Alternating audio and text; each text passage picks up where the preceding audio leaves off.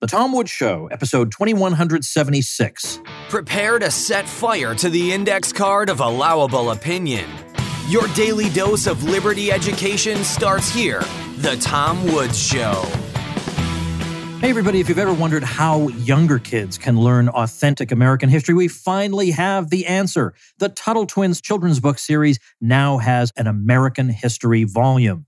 Check it out at tomwoods.com/history. Hey, everybody, Tom Woods here. All right, yesterday I said we're going to have our friend Germinal Van on today. I'm going to have him on tomorrow. I mixed things up a little bit. I forgot that I actually had scheduled a man I know only as Texas Slim ahead of Germinal. And this is a guy who has been working for a long, long time in agriculture and ranching. And he knows a lot about what the problems with the food supply are and what we need to be doing about it. And I got to know him through following his Twitter feed and after I was alerted to his work by our friend Adam Curry, the former MTV VJ and now podcaster who's been a guest a number of times on the Tom Woods Show. And I thought, well, this Texas Slim has something to say. So welcome to the show. Hey, how's it going, Tom? Appreciate you having me on in such short notice. Well, I'm the one who gave you the short notice because I found out about you. And I said, yeah, why have I not talked to this guy? I'll tell you, I was happy. When I went to contact you, I thought, okay, he already follows me on Twitter. That's half the battle to getting him on. But I found out about you because I guess our mutual friend Adam Curry sent me a message saying, I like what this guy is doing. I think he would make for a good guest on your show. And Adam Curry hasn't failed me yet. And then I took a look at what you do. And, you know, there aren't a whole lot of issues out there that are more important than food right about now. So I thought it would be an opportune moment to do that. I assume you are located in Texas. Can I assume that? You bet. Always and forever, for the most part. Okay. How about we start with, I didn't really give much background about you at the beginning. How about you introduce yourselves to the folks? Yeah, it's just Texas Slim. It is a valid name. Been called that all my life. Most of the time, Texas was added to it whenever I was traveling. It was easy because everybody loves Texas, right? And so it all kind of just correlated into that name, Texas Slim. But I grew up in small town Texas, dirt roads, everything. I grew up with agriculture and ranching all around me. Seventh generational Texan, grandfathers all were in the agricultural ranching space, producers, stewards of their communities, all the way from the ground up. And so I learned a lot growing up. I learned, everything about farming and ranching for the most part. Always been a proud cowboy, always kind of, lived that type of tough and grit type of lifestyle. In the 80s, whenever I was growing up, though, we had Farm Aid and, basically destroyed a lot of farmland ownership in the state of Texas across the United States, really. Well, my grandfather, that land went bye-bye too. And so, I've seen a lot of cycles about what happens with agriculture, ranching, food, and, types of global shifts. And so a couple of years ago, I basically had an opportunity. I had an internal injury and I got busted up pretty hard and I had to kind of heal up, but I started looking at food and I started at the health of this nation. And whenever I left younger, I became a research analyst throughout the years. I was in big tech. I taught myself. I never went to university, but I was pretty damn good at what I did. So a couple of years ago, I decided to go ahead and put my skill sets together and go a deep dive down into basically the global food industry and see where it is, why we've come where we've come to a point where our health is basically bankrupt as a nation. That's not me saying that. That's basically the CDC saying that. They're saying, people that actually keep track of this stuff. Well, what has happened in the last 50 years is that our food has been manipulated in ways that people just don't understand. Well, and wait, before you get into that, what I want to know is because you have so much experience, it allows me to ask you something like, farmers and ranchers always have any line of work, you have some challenges you have to face. But how has the nature of those challenges changed as you've observed it over the decades? For example, I don't know how many episodes ago it was, but I had Dr. Peter McCullough on. And of course, he's a pretty controversial guy. But I said to him, if I had asked you, what was wrong with American healthcare 3 years ago, and if I were to ask you today what's wrong with American healthcare, I bet your answers would be quite different. So likewise, how would you answer this question, let's say 30 years ago compared to today? Well, I'd say 30 years ago, basically, we didn't have the three major food consolidation on the global corporate scale that we've had in the last 30 years. By saying that is that we've created basically a apparatus of food distribution, food production, and food supply that is dependent on different nations and different corporations to basically feed ourselves in our communities, be it city or a small town. Used to, even 30 years ago, you could buy food that was a lot closer, it was produced a lot closer to where you lived. Today, any community across the United States, that food's coming from thousands of miles away.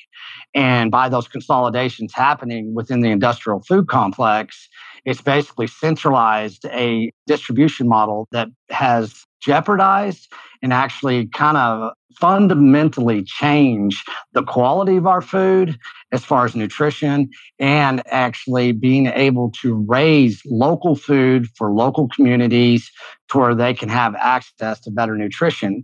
Right now, the nutritional starvation that we're seeing right now in our children and our adults are the basically, you can point it back to this food consolidation model that is going on. The last major consolidation that happened was in 2017 and 2018. By that, they had marching orders, government contracts were signed. This is how we're going to change this. This One World Food Group was one of their strong points is that they're going to basically say, that animal protein is not needed anymore in our consumption models, which is a flat out lie, but they're using climate change to basically, for the idealistic person, make them believe that you do not need animal protein, that you're saving the planet if you don't eat a cow that's been harvested. And by doing that, we've changed our understanding of what food is, where it comes from. And it's basically part of a medical, agricultural, pharmaceutical complex that is pulling off some nefarious things across the world right now. And people look about what happened in the last 2 years. Well, during that time, they're moving forward with this global industrial food shift. And you look at the Netherlands, you look at Sri Lanka, you look at South America, things are happening with food supplies and it's coming. And people don't realize that it is coming. And a lot of people don't understand maybe the scale that it's going to hit our communities. And nobody can say how bad it's going to be, but I know there's going to be a shift. I've been following also in Canada, apparently they're doing the same thing with regard to fertilizers and stuff like that. So would you describe what we're about to face as a purely man-made problem? Like we could avoid this if it weren't for people making psychotic decisions? Oh, 100%. I mean, right there, these psychotic decisions, I don't think is what was intended in the beginning. But if you look at the history of mankind, the number one way you control mankind is you control the seed. And so the seed throughout our generations and our lifetimes has changed hands many times to more of a centralized control apparatus. Well, when that happens, you get something that basically it becomes a power move. It's a form of being able to control a society as far as nutrition and as far as food in general. And the way I put it like this, and it's tough for people to understand that it's not a judgment, but we're overfed and we're going through a nutritional starvation that a lot of people don't understand. We're not as healthy as we used to be. And that's one thing is based on our consumption model that has been engineered in a nefarious way. They've gone so far from abundance, true abundance that was based on proof of work. And now we look at our food supply, it's abundance based on fabrication and overly processed reliance on chemical companies that have taken over our agricultural space in ways that people don't understand. Can you elaborate on the term nutritional starvation? Well, I have many doctors that basically work with us in the Beef Initiative, and what they're seeing all the way from children to adults is that, these are people that, neurologists, heart surgeons, functional medicine doctors. What they're seeing overwhelmingly is people's brains and bodies are inflamed in a way they've never seen before. And they can all be tied back to one thing. It's their food consumption. And what they're doing is they're looking at food in the wrong way. Families are looking at food the wrong way. Individuals are looking at food the wrong way. We're conditioning our kids to basically think that only food is good is that it tastes good and it's got a cartoon figure on it. By saying that, what we do to our bodies now with the same consumption of the same food that we thought was 10 years ago is actually having a detrimental effect. And people don't understand that true nutrition comes from the soil, the minerals from the soil. And we're taking the soil and the animal out of our consumption models, and that is creating a nutritional starvation to our minds, to our young boys. They're not developing testosterone anymore. The hormone levels are changing in our children. 46% of our children ages of 5 to 11 are now obese or overweight. 46% of our children in the United States are overweight or obese. That is not acceptable. And everybody that's sitting back and watching this happen and thinking that's not based on poor nutrition, then they don't understand food. And a lot of the parents really don't. Even if they're trying, you're reading a label that is basically a deception. You know, the apparatuses that control our consumption models, our market access, are basically holding back market access to true nutrition that we should be consuming at this time. All right, let's talk about what it is that you're recommending people do. What are you recommending that consumers do, and what are you recommending for farmers and ranchers? Well, one thing that's happened in my lifetime, and you've seen this too, is that, you know, the farmer rancher used to be a pillar of the community. You know, you actually knew who they were. And in the digital space in which we live in right now, their voice has been drowned out. They don't have a voice as well as they should and as loud as they should as people that actually live and die to raise food that is pure and that it's clean and that it's something that you can trust. And so you look at how the ranchers, there's a prohibition against the rancher and the farmer's voice and them being able to supply to a consumer that is 100% ready to create a consumer demand in a different direction. So what we're doing in the Beef Initiative, we're that bridge. We're about building relationships between the consumer and the rancher that doesn't have a voice, but now he does. And so we're inviting the producers to come into the Beef Initiative platform, inviting them to establish a relationship with me, Texas Slam, and the Beef Initiative. We want to know what they do, why they do it, and then we want to tell the consumers, here you go. You've been looking for this. It's not Butcher Box. It's not Whole Foods through Amazon. This is actually a true relationship that you can trust and that you now have market access, that you can actually trade with that person peer to peer, and nobody can tell you no, because this farmer and rancher producer is basically right in your backyard and you didn't even know it. So we're bridging gaps, we're building relationships, we're establishing communities again, we're making people kind of look over their shoulder and see how their grandparents probably lived. And we're saying, hey, this is a new international lifestyle and it's based on value for value exchange that you are in control of, not some USDA, not some FDA. And we're following the law just as good as the law follows itself. And this is actually a lifestyle that you can empower yourself and your family, and you're going to meet some damn good people, and you're going to build some relationships that you can rely on for a lifetime. As everybody else is out there having all this food insecurity, nobody that's in the Beef Initiative is worried about that because they know who they're dealing with. They have confidence. Their trust is there. They've been verified, and they can actually start creating a whole new consumer demand that the rancher needs right now. People do not understand how much the rancher has been attacked. Is this kind of along the same model as community-supported agriculture? Yeah, it is. It's the same model. You know, one thing about it, there's a lot of these programs out there that many people don't even know that exist. You know, right now I'm up in the Texas Panhandle and I'm working with my local producer up in the Texas Panhandle. He's building out basically a community agricultural system based on food sheds. And he works with a group of people called the Ogallala Commons. And if you look closely at your community in your surrounding areas, they're everywhere. And so we're trying to bring that awareness, that education, that awakening, saying, hey, you don't have to go too far to kind of be part of these programs that already exist. we're going to help trump them up and basically let people know that they do exist, that they're actually a better choice, and that they need your support. And they're based on community and relationship building, like I said before. So is there a website we can go to? You bet. It's thebeefinitiative.com. It's that simple. The Beef with the word no, the just, in it? I'm sorry. Just beefinitiative.com. Okay, beefinitiative.com. All right, obviously I'll put that on our show notes page is tomwoods.com/2176. So I'll put that there. Okay, so the benefit of this nutritionally, I think, is clear enough.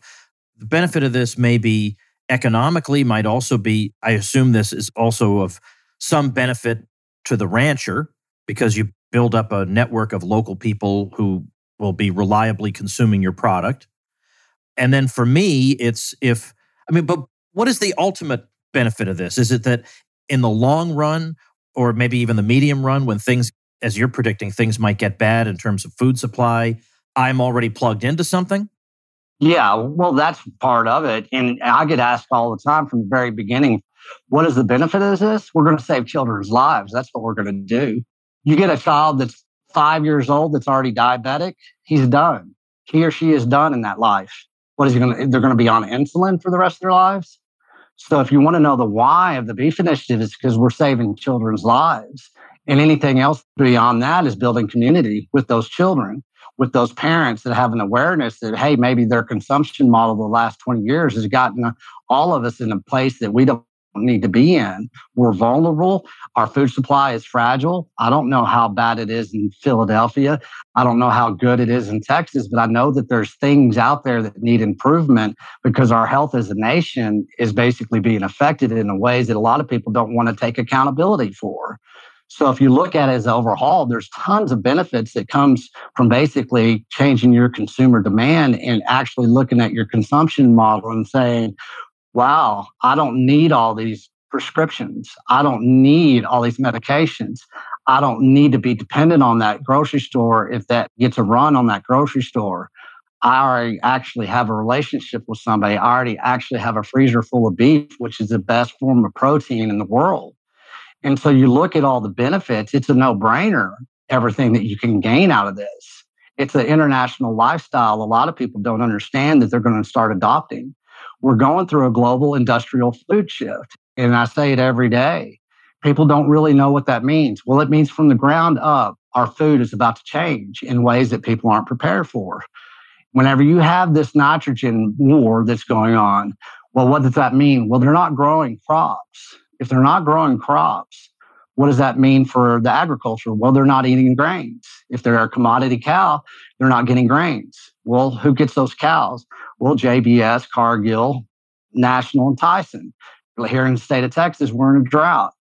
Where's all those cows going that people can't take to market and get processed? Well, JBS and Tyson and Cargill, they're taking that inventory and they're selling it. And they're not selling it to the American consumer. They're shipping our beef overseas.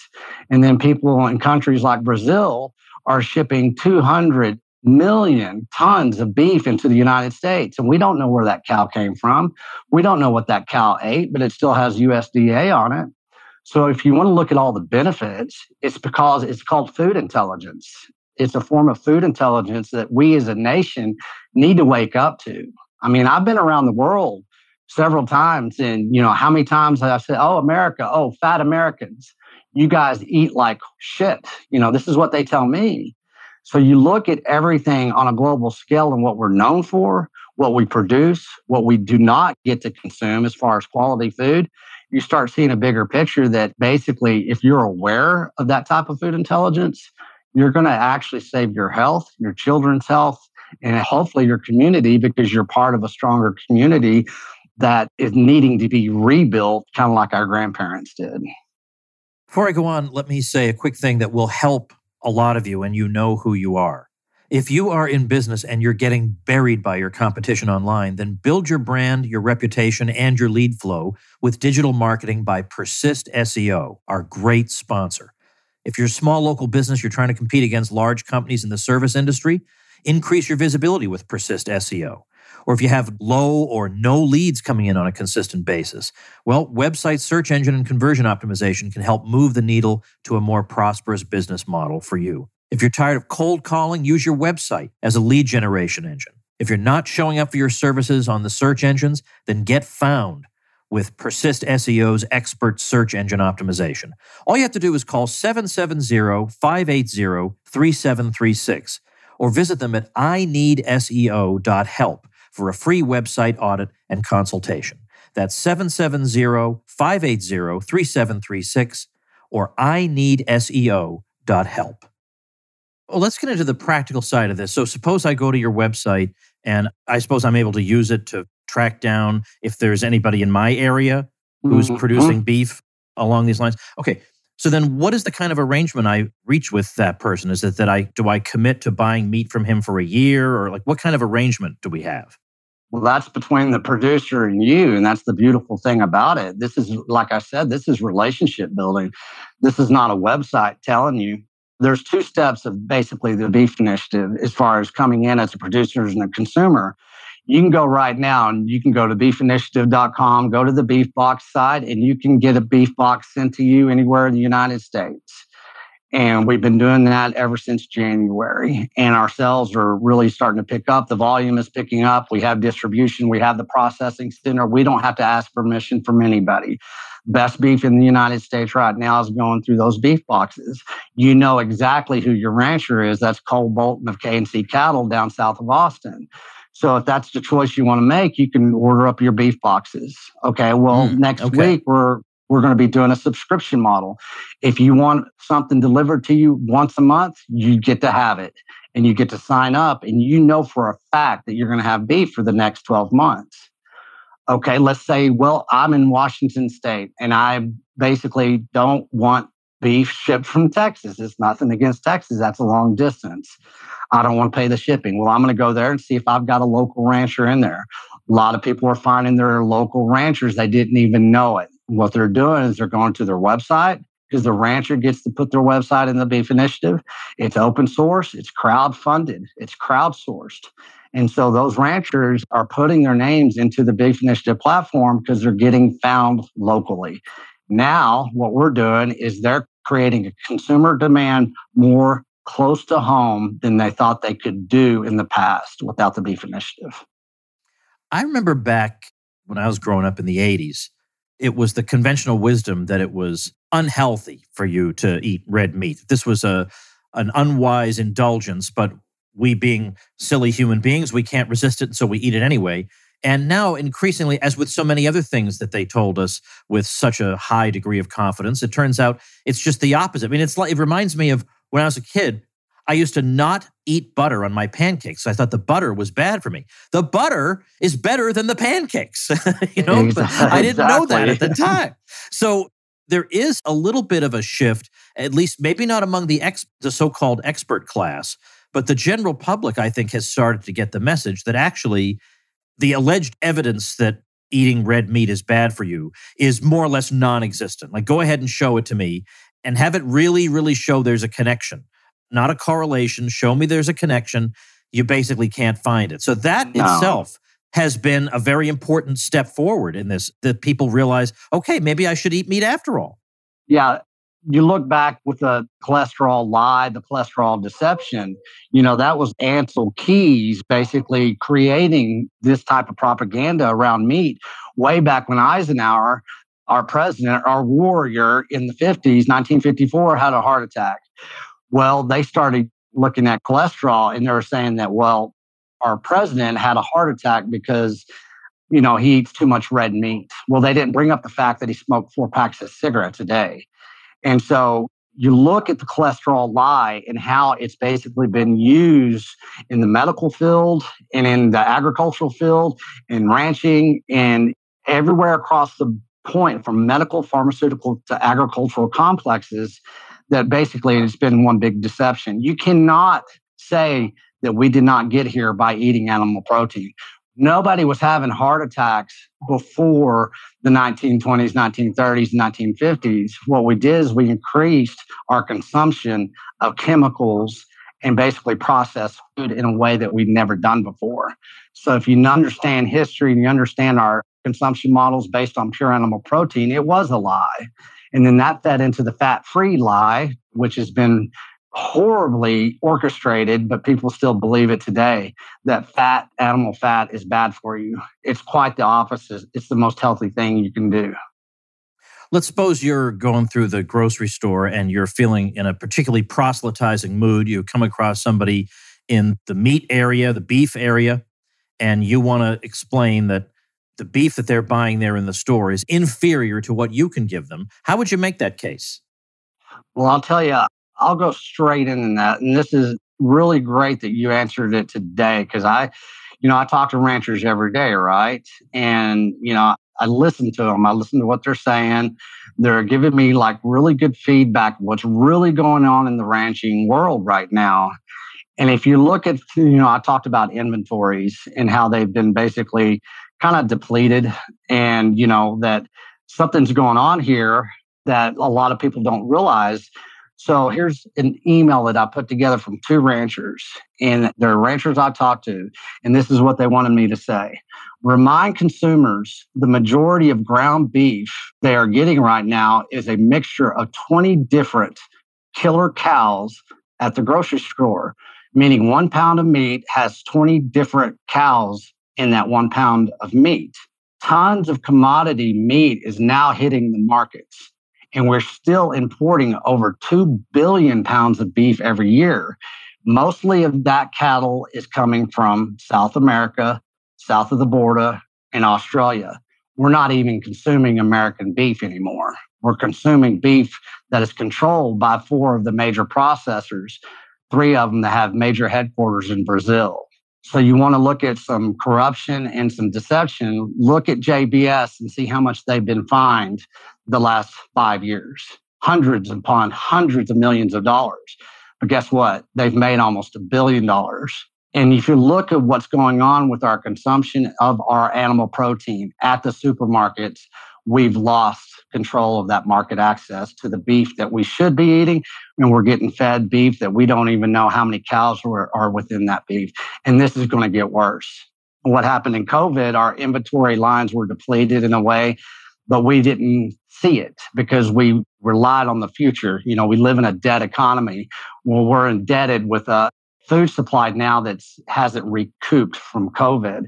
So whenever all this meat gets sold out, the commodity side of it, the commodity cow gets bought up and sold in the United States and overseas, we're going to have a shortage. And basically what they'll be able to do, and this is the attack on animal protein, is they're going to turn beef into caviar, and then they're going to supplement the beef to the common man with all this fake meat and these fake commodities that they're designing with this global industrial food shift.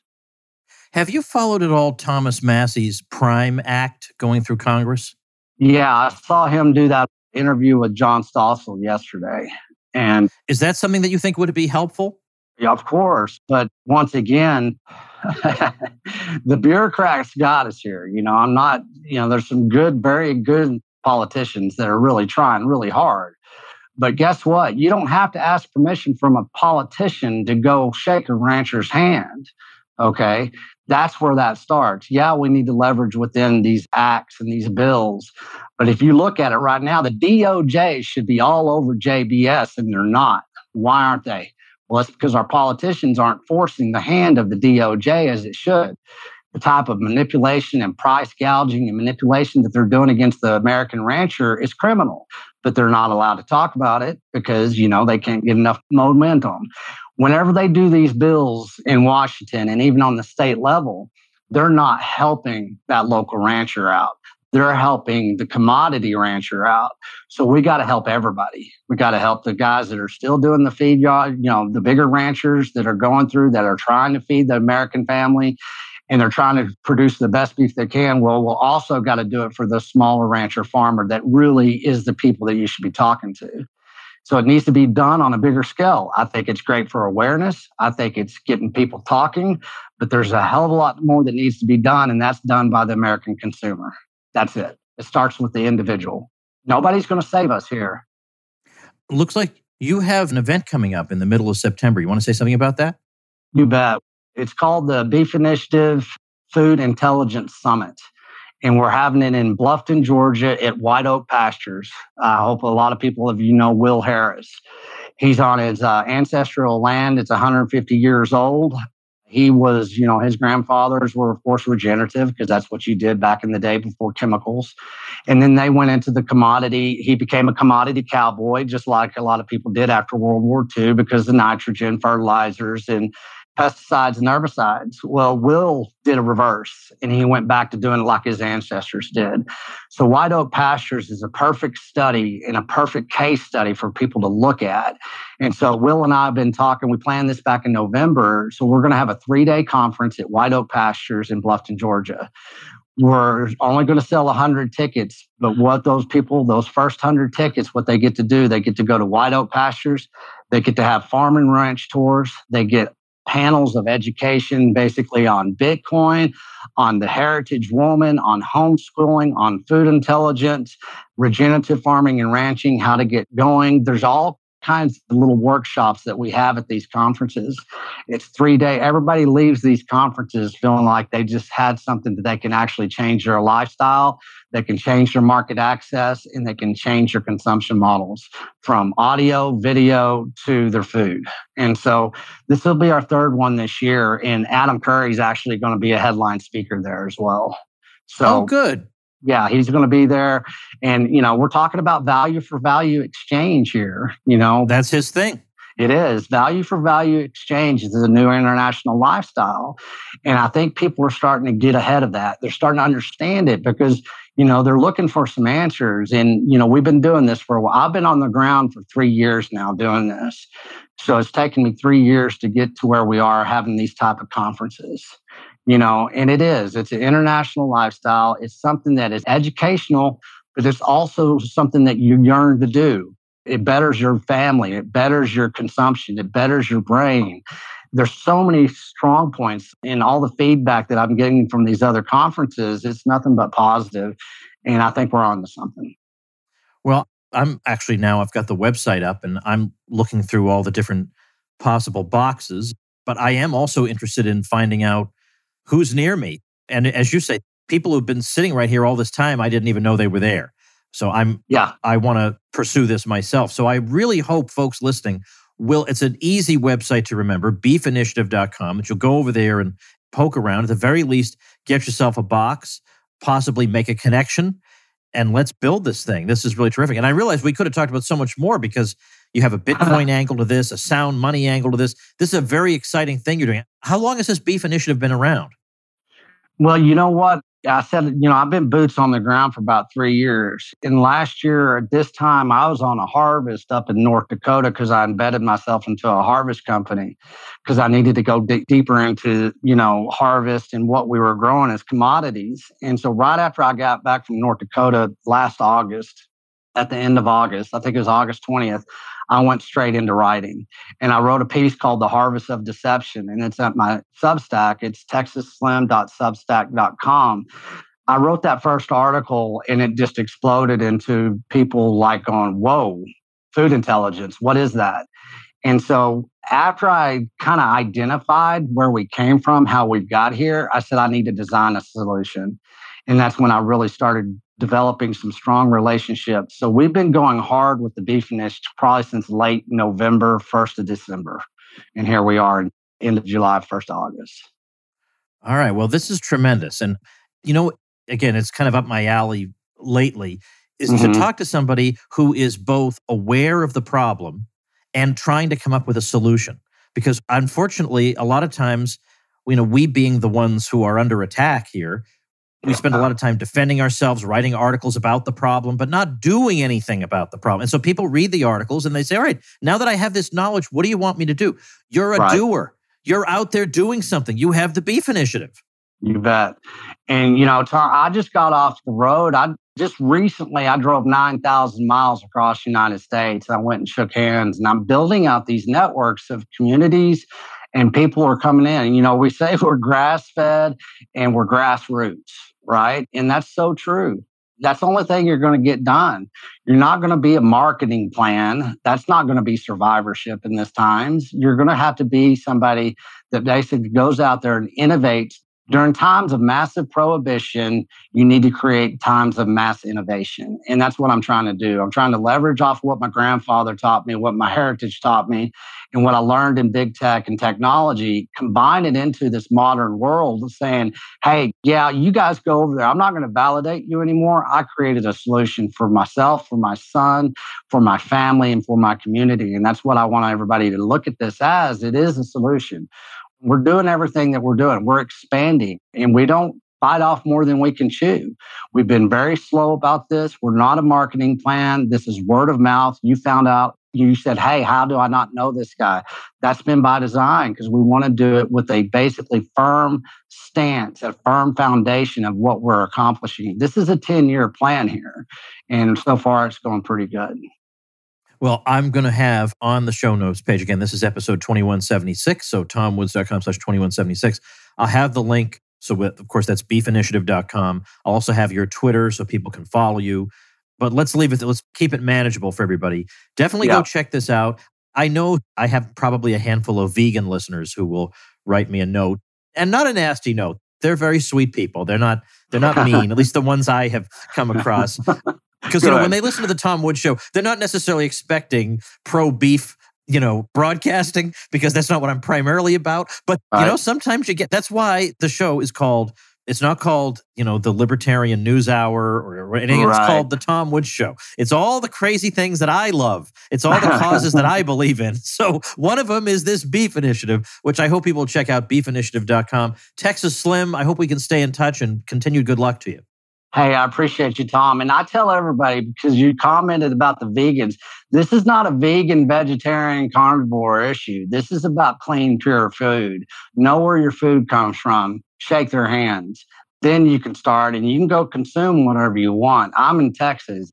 I eat beef, and that's what I eat. So, this is not a competition here. This is about basically saving children's life with pure nutrition that comes from a pure source.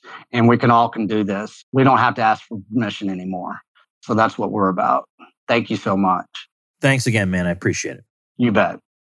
All right, folks. Tomorrow, I will, as promised, have our old friend Germinal Van back on the show. He's got his 24th book out. This one on poverty, inequality, and government policy. So we're going to have a lot of fun talking about those perennial topics. So thanks so much for listening, and I'll see you tomorrow. Become a smarter libertarian in just 30 minutes a day. Visit tomwoods.com to subscribe to the show for free, and we'll see you next time. Like the sound of the Tom Woods Show? My audio production is provided by Podsworth Media. Check them out at podsworth.com.